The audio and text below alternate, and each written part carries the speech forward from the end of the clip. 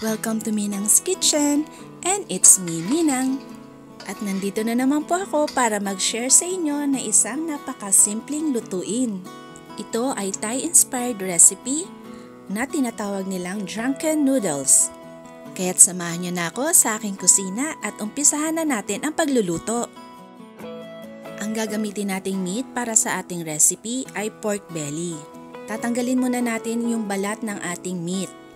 At pagkatapos ay hiwain ito ng bite size at maninipis na katulad nito. And kung preferred ninyo ang chicken meat, pwede nyo namang ipalit ito sa ating pork. Isison muna natin yung ating meat.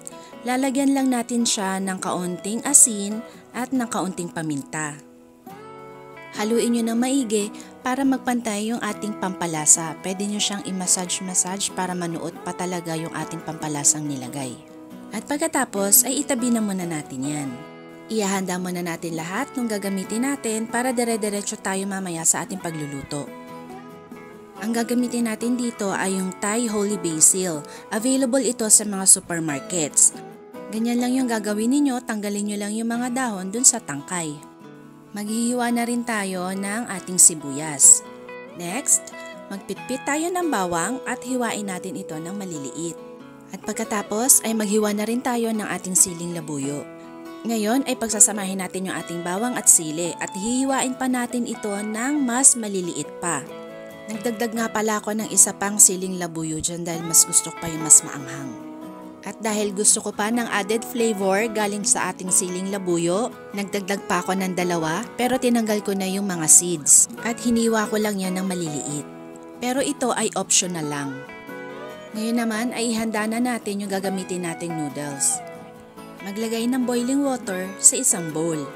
Ang gagamitin natin dito ay dry rice noodles. Available ito sa mga supermarkets. Ibababad natin ito ng mga 5 to 8 minutes o kaya hanggang maging 80 to 90% na yung pagkakaluto or yung pagkakalambot ng ating noodles. Lulutuin pa kasi natin ito mamaya, ayoko naman siya na ma-overcook.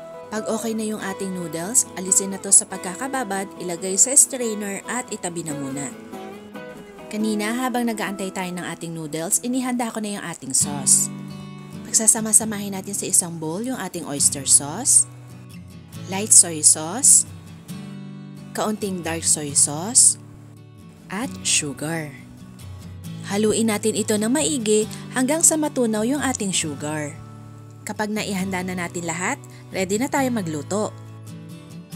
Buksan ang kalan at ilagay ang ating wok sa medium-high flame. At maglagay ng cooking oil. Kapag mainit na yung ating wok, ilagay na natin yung ating pork. Hayaan muna natin na nakaganyan ng mga 30 seconds. Lutuin nyo yung ating pork ng mga 3 to 5 minutes o kaya hanggang magkaroon siya ng kaunting brown. At pagkatapos ay itabi na muna natin ito. At this point, babaan natin yung ating apoy. Maglalagay lang ulit ako dito ng mantika kasi kulang na. Igigisa na natin yung ating sibuyas. Isunod na ilagay yung ating tinadtad na bawang at siling labuyo.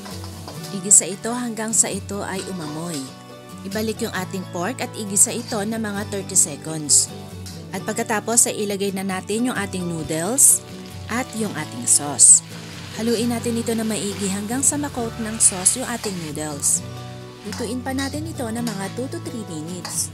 At pagkatapos ilagay na natin yung ating hiniwang siling labuyo at haluin lang ito saglit. At patayin na natin yung ating apoy. At saka natin ilalagay yung ating holy basil. Haluin lang natin ito ng ilang beses at ready na tayo mag-plating. At kung gusto mo pa ng mga ganitong recipes, mag-subscribe ka na sa Minang's Kitchen. At ito na ang aking version ng drunken noodles. Okay, kain na!